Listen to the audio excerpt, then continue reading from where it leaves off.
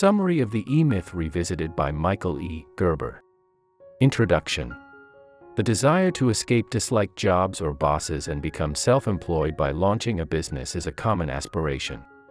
Every year, 1 million new businesses are initiated, yet the grim reality is that 40% of them fail within their initial year, and a staggering 80% falter within 5 years. Even among those that survive 5 years, over 80% stumble in the subsequent 5 years. Beneath these disheartening statistics lies a persistent set of idyllic beliefs about the birth and prerequisites of business success. In The E-Myth Revisited, Why Most Small Businesses Don't Work and What to Do About It, Michael E. Gerber unravels the fallacies and misconceptions that sabotage new businesses and provides insights on how to conquer these hurdles and prosper. Triumphing in the realm of new enterprises hinges on comprehending certain fundamental factors. 1. The entrepreneurial myth. A prevailing myth suggests that entrepreneurs, armed with business expertise, conceive innovative concepts and take calculated financial risks in pursuit of profits. In truth, many businesses are launched not by entrepreneurs but by individuals skilled in a specific area. These individuals believe their technical proficiency guarantees success, often neglecting to incorporate essential business knowledge. 2. The rise of franchises. The inception of franchises with comprehensive training, offering ready-to-operate business models, has emerged as an attractive alternative to the uncertainties of starting a business from scratch since the advent of McDonald's in the 1960s. 3. The process of business development. Central to the franchise phenomenon is a structured business development process.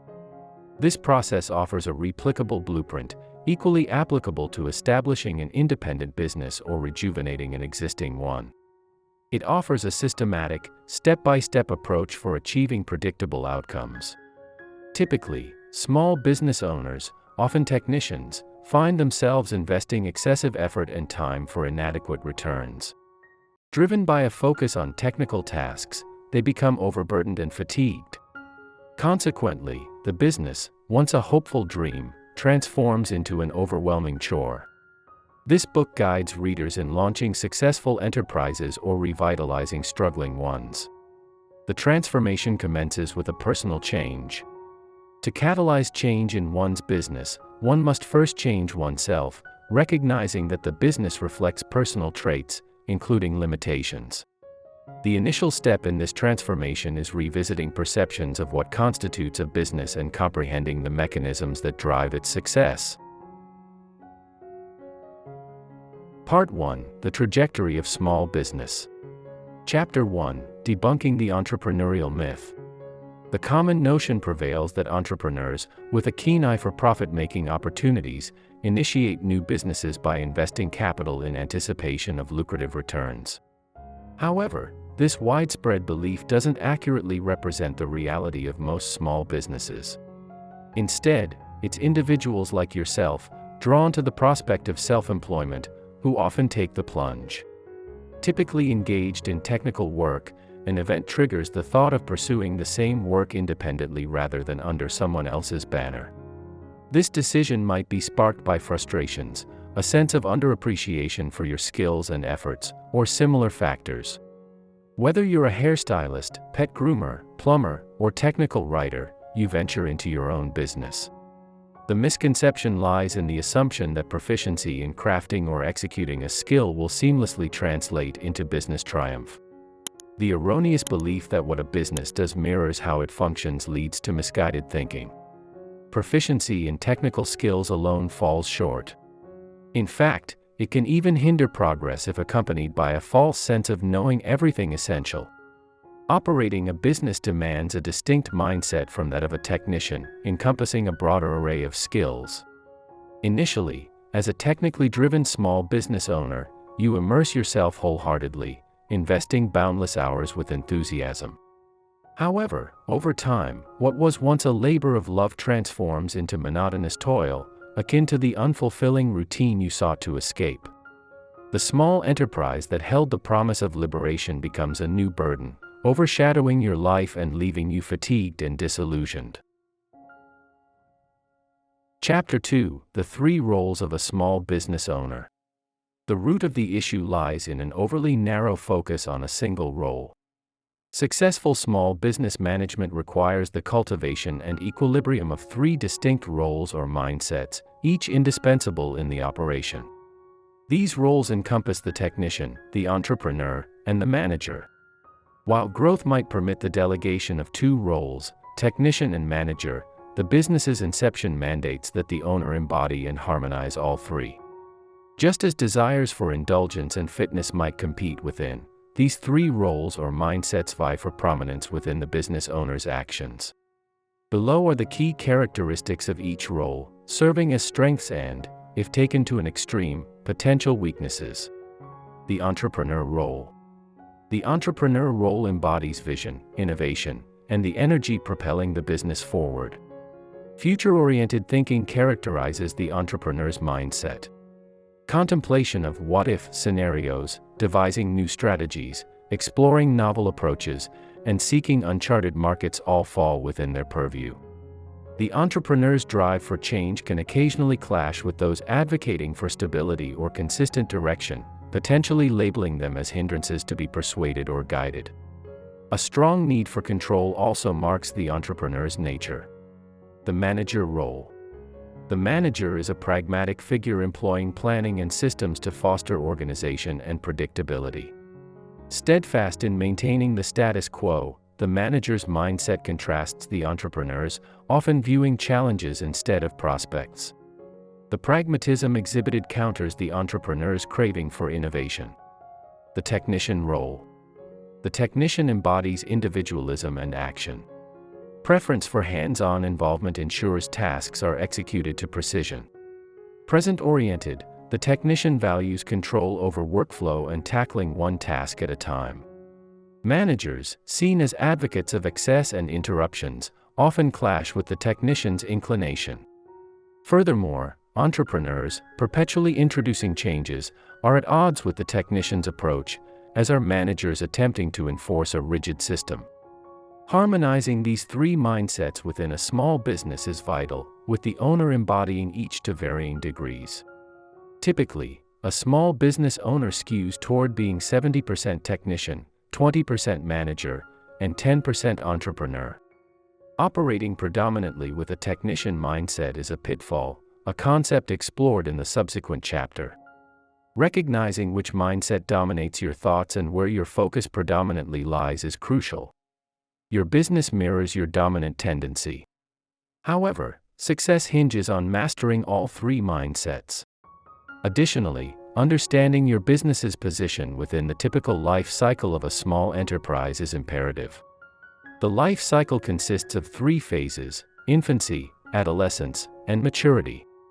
Each stage bears distinct attributes and accompanying risks. Chapter 3: The infancy phase of development. During the infancy phase, the owner predominantly assumes the role of a technician. The business's direction is steered not by its necessities, but by the owner's desires. In this early stage, you, the owner/technician, seek a workspace that aligns with your preferences, free from constraints. Initially, you find contentment in working independently. Devoting 14-hour days, 7 days a week, doesn't faze you. You're accustomed to dedicating extensive effort, considering it a rite of passage, especially since this work benefits your own venture.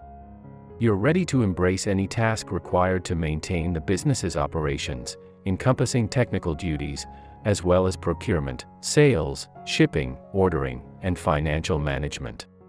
At this juncture, you are the embodiment of the business itself. Your identity might even be entwined with the business's name, example, Joe's Place. Customers hold your work in high regard, leading to consistent patronage. Nonetheless, the workload soon surpasses your capacity to manage it all. While you intensify your efforts, challenges in keeping pace emerge. Your business effectively takes over your life, it transforms into your unrelenting boss, perpetually dissatisfied. You find yourself trapped in a situation even more demanding than the one you previously escaped. Feelings of hopelessness and disillusionment may creep in. At this juncture, many businesses falter, as the exhausted owner/technician relinquishes hope. The predicament stems from neglecting the roles of both entrepreneur and manager. You've fixated solely on the tactical aspect, centered around the immediate tasks at hand, rather than adopting a strategic outlook that propels the business forward. The entrepreneurial role, crucial for business growth, often remains unfulfilled during the infancy phase. Similarly, the manager's role, responsible for operational smoothness, remains overlooked. One reason for this imbalance is your affinity for technical work, often at the expense of entrepreneurial or managerial responsibilities. A subtler reason might be your inability to detach from the business. Your name is prominently displayed outside, and you derive pride from being the face customers rely on to deliver your product. Moreover, envisioning the business without your direct involvement might prove challenging at this stage. Yet, when you are synonymous with your business and vice versa, absence due to illness or vacation becomes inconceivable, impeding growth. Success remains elusive if you concentrate on a single role, driven by comfort. Mastery of all three facets, envisioning, entrepreneur, execution through systems, manager, and actual execution, technician, is essential. Achieving this balance transforms the business from a draining endeavor into a rewarding and invigorating pursuit. Chapter 4: The Adolescent Phase. Should you manage to persevere through the infancy phase without succumbing to overwork, you progress into the adolescent phase with the intention of seeking assistance. Typically, your quest leads you to another technician, preferably well-versed in the same field. Furthermore, you might seek an individual experienced in handling the tasks you dislike, such as bookkeeping, supply procurement, or schedule management. Often, overwhelmed owners are eager to relinquish responsibility in these areas if they find an experienced person, effectively leaning toward abdication rather than delegation. Embracing shorter work hours and diminished menial tasks becomes enjoyable, with little concern for the employee's activities as long as operations seem smooth. However, complications arise without your watchful eye, resulting in errors. For instance, supply shortages or product quality lapses might lead to customer dissatisfaction. In response, you revert to hands-on involvement, returning to your comfort zone, managing tasks yourself to ensure their correctness, instead of honing the managerial and entrepreneurial skills that would propel your business forward. Chapter 5: Turning Point of Challenges. Within the adolescent phase, your business inevitably encounters a juncture that extends beyond your comfort zone, leading to a sense of diminishing control. During this critical juncture, business owners typically navigate one of three directions: downsizing to recapture simplicity, reverting to the infancy stage, pursuing unchecked expansion, going full throttle, or adopting a survival stance. Returning to the beginning.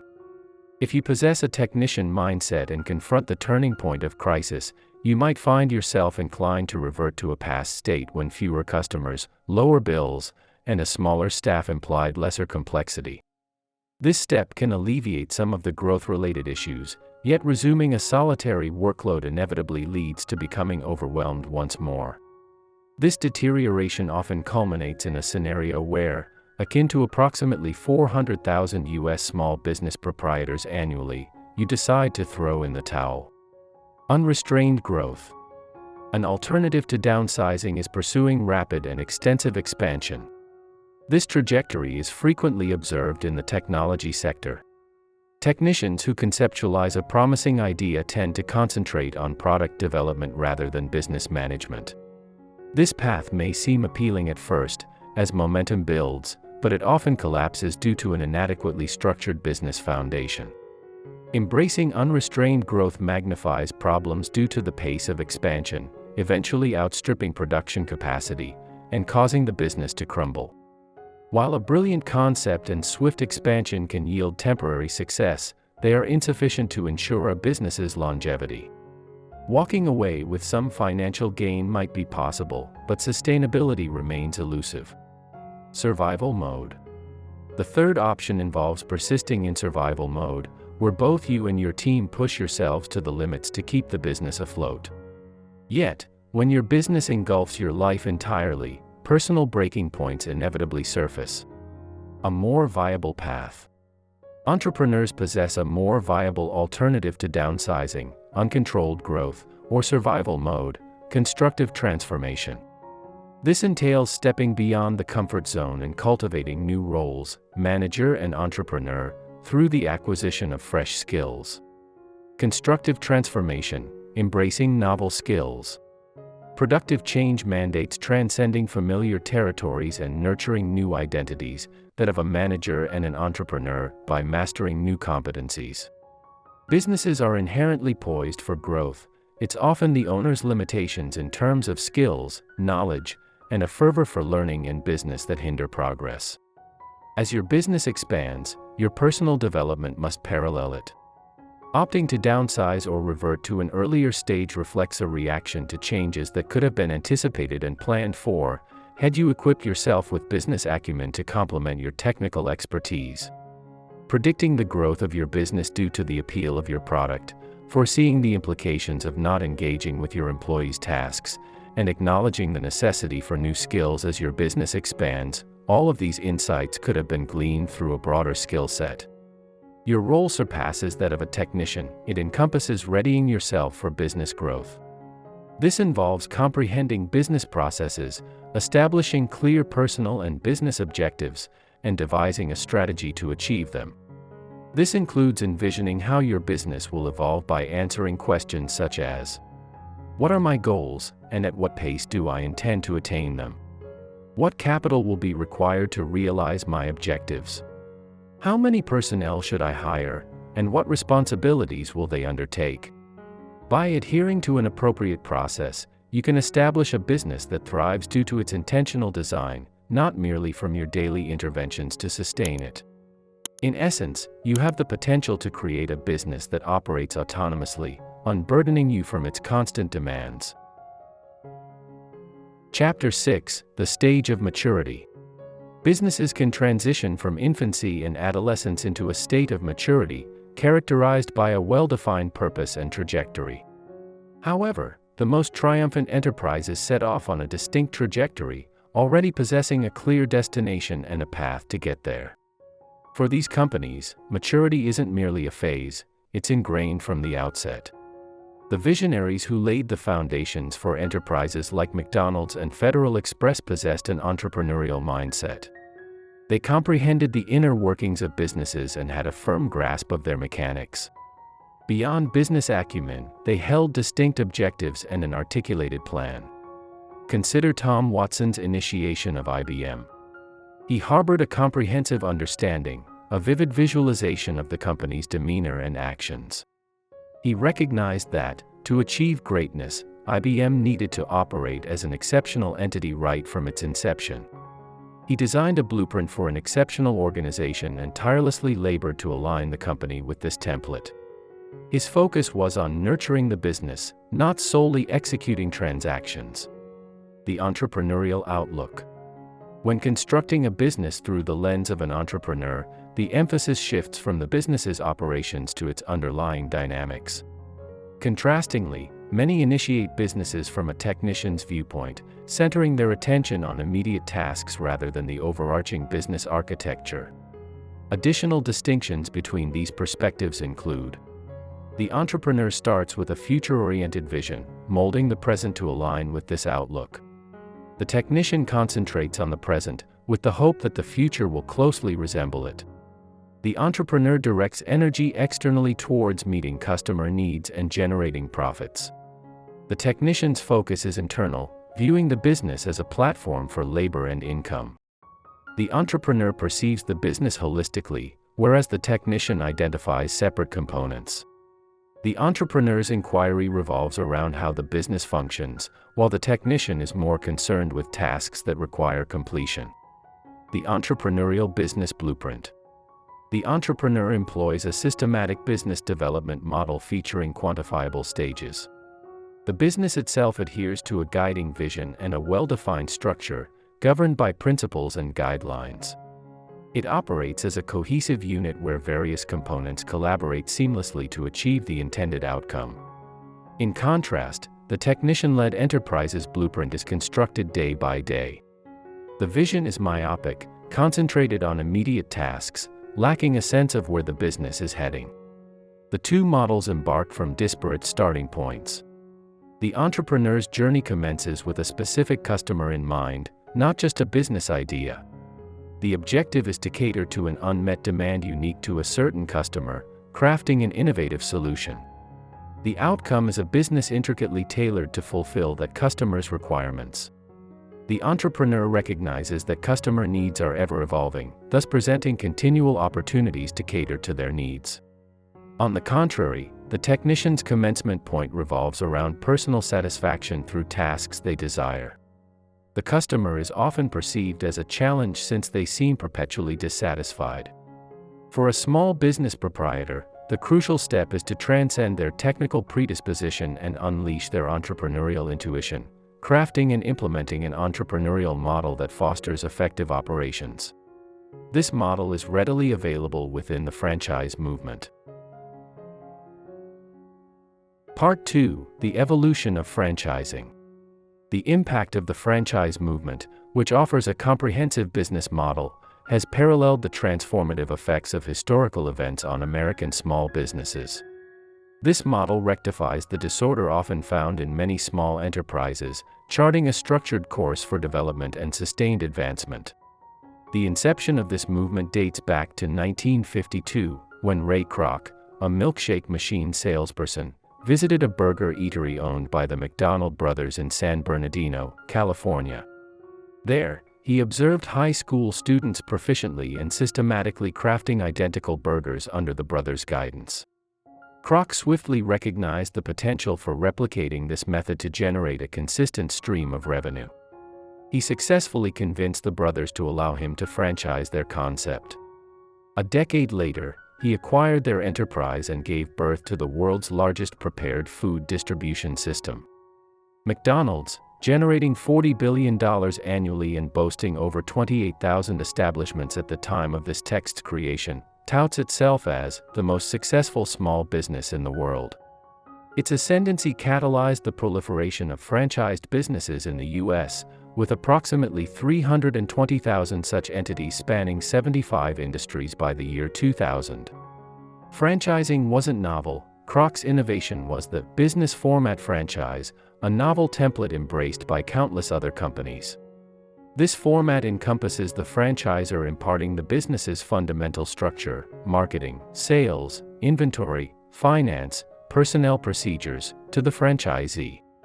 Remarkably, the failure rate for such franchises remained below 5% from 1971 to 1987, compared to an 80% failure rate for independently owned businesses in a 5-year span.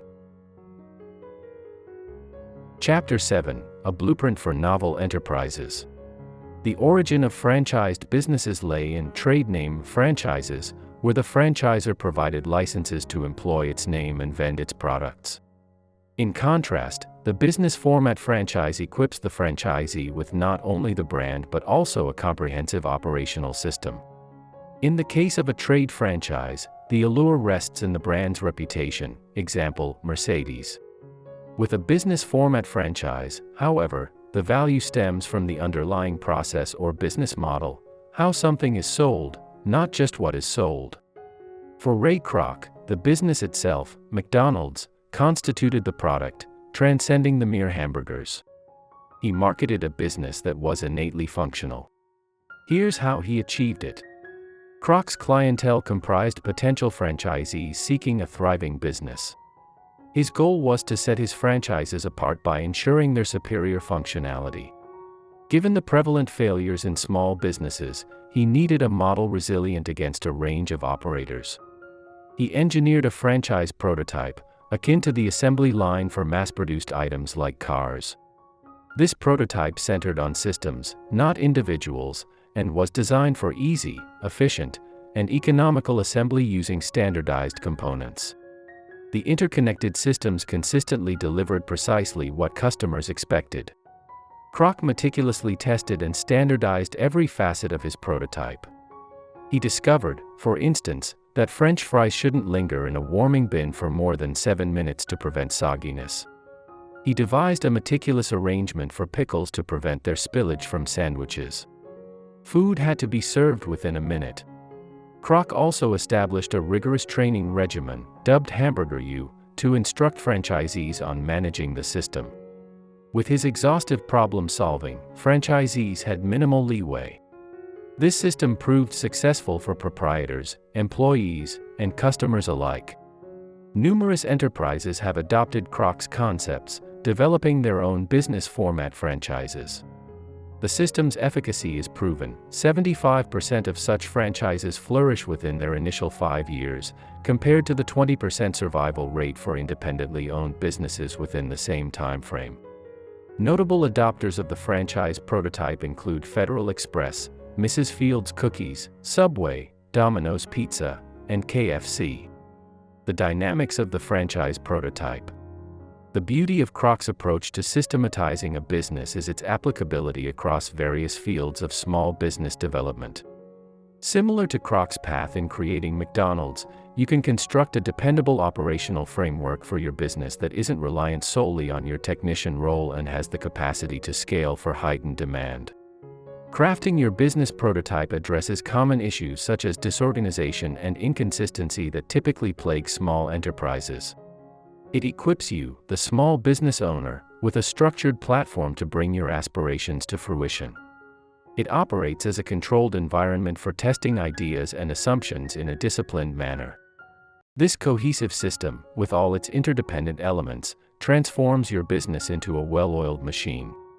Furthermore, it harmonizes the 3 roles of a business owner, providing a visionary outlook for the business, entrepreneur, a method for executing that vision, manager, and explicit standards and guidelines for daily tasks, technician.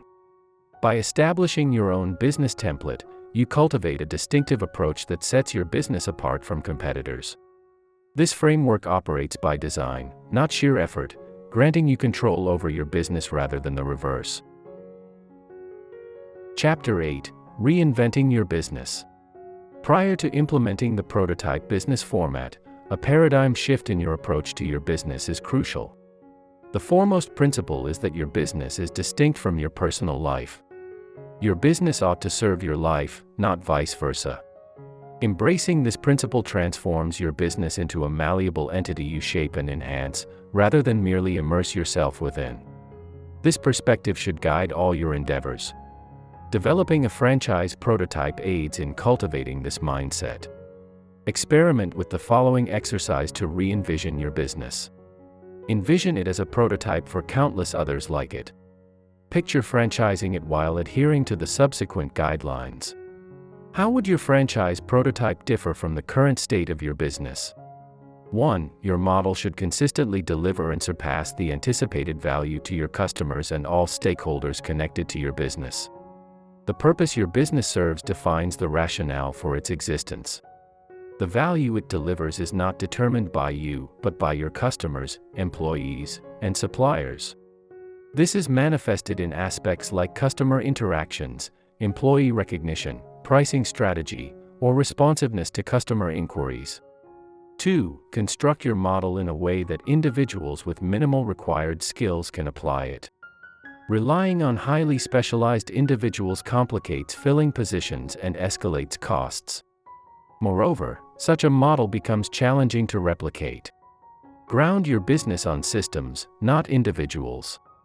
People can still contribute to refining systems for improved customer service. However, a people-dependent model is susceptible to mood fluctuations and inconsistency. Your system serves as a tool for educating individuals to execute the business's tasks and distinguishing it from competitors. 3. Your model should instill organization and order. Amidst a world of chaos, people seek structure. An organized business instills confidence in customers, employees, and suppliers, assuring them of its capacity to yield desired outcomes. 4. Your model should be meticulously documented in an operations manual. Documentation offers clarity to your employees. It elucidates the work's purpose, the sequential steps, and the requisite standards. Absent documentation, diverse interpretations of processes and standards emerge. 5. Your business should provide uniform and consistent service. Consistency is pivotal for customer comfort. Ensuring uniform service fosters customer loyalty. Unpredictability prompts customers to disengage. Operating a business arbitrarily centers on self-interest rather than customer satisfaction. 6. Your business should exhibit a unified, cohesive appearance. From office design to employee attire, business cards, signage, and printed materials, everything should harmonize. The visual aspects, such as colors, shapes, and overall aesthetics, play a role in motivating customers and should uphold professionalism and informed design. To diligently develop your business. Design it to operate autonomously, devoid of your constant presence. Design it to function with minimal oversight, enabling employees to work independently. Systematize it for automatic operation, reproducibility, and to grant you the freedom to engage in what you're passionate about, not just what you're obligated to do. When these inquiries are addressed, you will embark on a novel perspective of your business as a product, and invigorated by a newfound sense of enthusiasm. Part 3: Constructing a Successful Small Business. Chapter 9: Crafting Your Business Blueprint. To structure or restructure your business into a model that's replicable, you require a comprehensive business development program. This program encompasses 7 key components. 1. Personal objective. Your life and your business must be seen as distinct entities.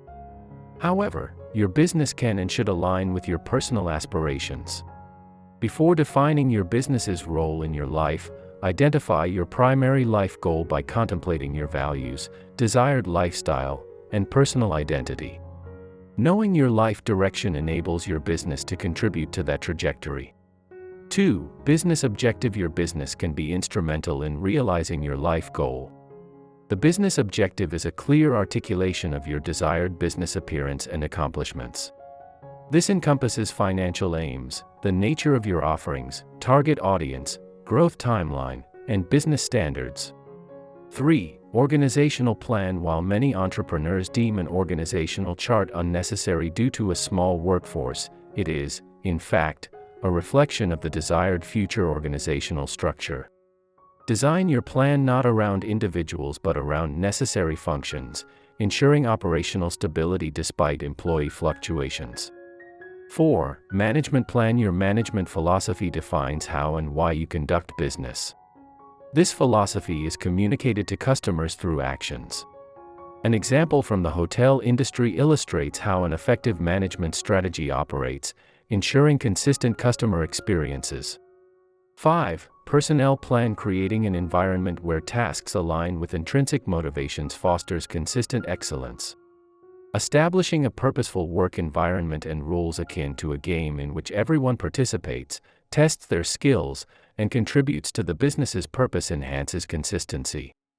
6. Marketing plan. Begin and end with the customer in your marketing strategy. By delving into the demographics and psychographics of your prime customers, you can tailor your business model to fulfill their needs. 7. Systems plan. Your business functions as an interconnected system. There are 3 main types of systems: hard, inanimate, soft, involving people and ideas, and information. These systems must seamlessly integrate to reinforce each other and communicate a consistent message. Each component of this program requires careful consideration and alignment with the overarching goal of creating a replicable business model. Through this meticulous process, your business becomes a strategic asset in your journey toward your personal aspirations. Chapter 10: Continuous Business Advancement.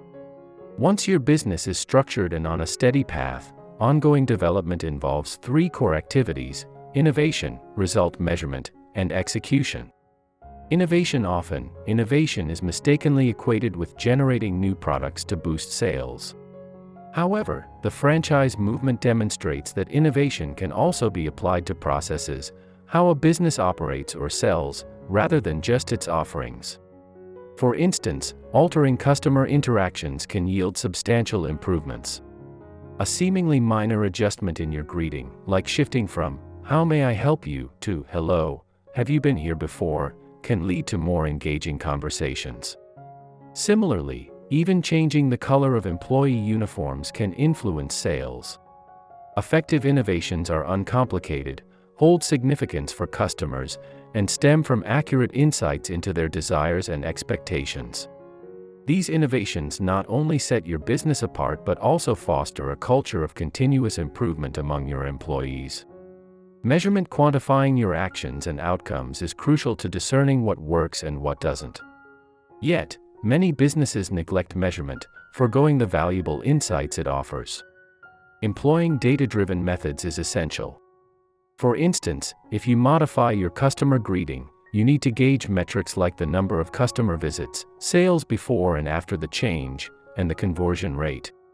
Analyze fluctuations in sales and revenue to determine if they result from your changes or other variables.